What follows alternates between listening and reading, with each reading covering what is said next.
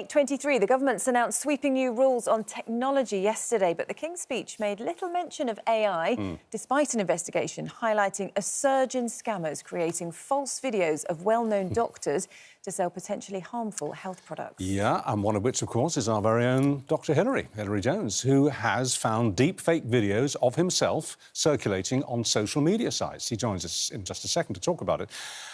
Have a look at this, see if you can spot the join. Medical studies have proven that this product... Trusted by millions to advise on health conditions, TV doctor Hilary Jones is one of our most recognisable faces. But in these faked videos, Hilary's voice and image are hijacked to sell medical products on social media he hasn't endorsed. I'm going to tell you about an all-natural remedy that could save millions of people. The issue is affecting other experts in the area of health and science, a worrying trend according to the British Medical Journal. Dr. Amir Khan is seen in this deepfake promoting a remedy for diabetes. As with Dr. Hilary, words never actually spoken by him and images doctored to defraud. This remedy effectively combats diabetes symptoms 95% of the time. But while AI is famously used to mock politicians and celebrities, real danger to life is posed by the altered images of health experts. A recent study suggests up to 50% of people couldn't tell the real from the fake. We just have to trust the internet less and less with every passing day, don't we? Absolutely staggering, though, it's isn't incredibly how accurate it is, and that's just the state of the art now. It's getting more and more accurate. We're joined by Hilary, alongside AI expert Ryan Morrison. Good morning. Tell us how to spot these deep fakes. Well, certainly for now. Hilary, how did this come to your attention? So it's reported to me on my social media platforms. Unless people report it to me, I'm not aware of it. No. So there could be hundreds of these circulating. I'm not aware of it until someone says, I'm a bit suspicious of this, is this you? And when that happens, I can take some action. But it's very difficult to take action that makes any difference.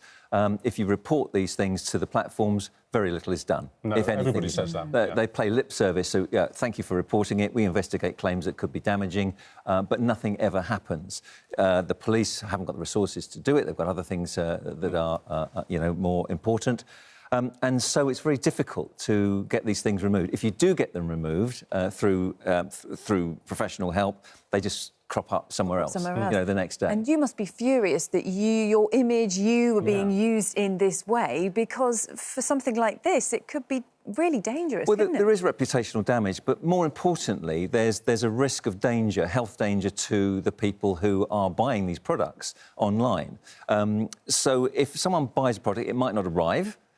It might be useless if it does arrive, or it could be dangerous if it arrives. We're talking medicines. So we're talking medicines here. So that's the real damage. But yes, it's commercial fraud, it's financial fraud, it's reputational fraud. So on every level, it's criminal. But the main thing is... But it's very, very difficult to stop it. Potentially, affecting people's health at the same time. Ryan, let's come to you, because, we've been looking at this video, which is scarily realistic, isn't it? And the issue is, if people aren't really vigilant about this, if they're maybe looking at it, they're watching something out there, reading something at the same time, they wouldn't necessarily be looking out for those signs that it isn't a genuine video. Yeah, and it is easy to spot if you're looking and you know what you're looking for. But that's the current generation. You hinted at it, Richard, it's going to get better. Of course it is. And I'm seeing some of the cutting-edge technology that's coming through now that is staggeringly good. But there are techniques to look for. The problem is most people aren't looking. They're just scrolling on their phone. Well, our newsreader here, Sean, we first showed that clip at 6 o'clock when we came on air, and he was busy with his bulletin, but he was looking across. He had no idea, you had no idea that it was a fake, did you? No, you hear Hilary's voice, so I trust Hilary. Just assume it was him. Yeah, voice cloning is very realistic. How do they do that? I've just been hearing from Ryan how they do it. How do they get him to say words that he didn't actually say? So this is one of the most advanced areas of deepfake and AI, and there are some good use cases for it. There's a politician in America that's got a form of palsy that meant that they no longer have a voice, so they've used voice cloning technology to restore their voice. So there are positives to this technology. The negatives are in deepfakes. And what this does, it's like when you generate an image using AI, it's using lots and lots of other images that it's been trained on. When you generate a voice with AI, it's been trained on lots of voices. And you just type in some words and the voice comes out. The data that you need to input it is the scary part, because in the past, you'd need an hour or 2 hours of painstakingly going through and reading line after line after line. Right. Now I can give it a 2-minute sample of my voice, and immediately I can start typing and having it speak in my voice. So they, right, so they can take a recording of Hillary doing an actual interview with Lorraine or with us here, say a 2-minute recording, play it into the system, then type the words that they wished he'd said, and that's what That's exactly what they would have done. Right. Now, how do we spot this? You said, and you're right, quite soon we probably won't be able to spot it. But for now, what do you look for?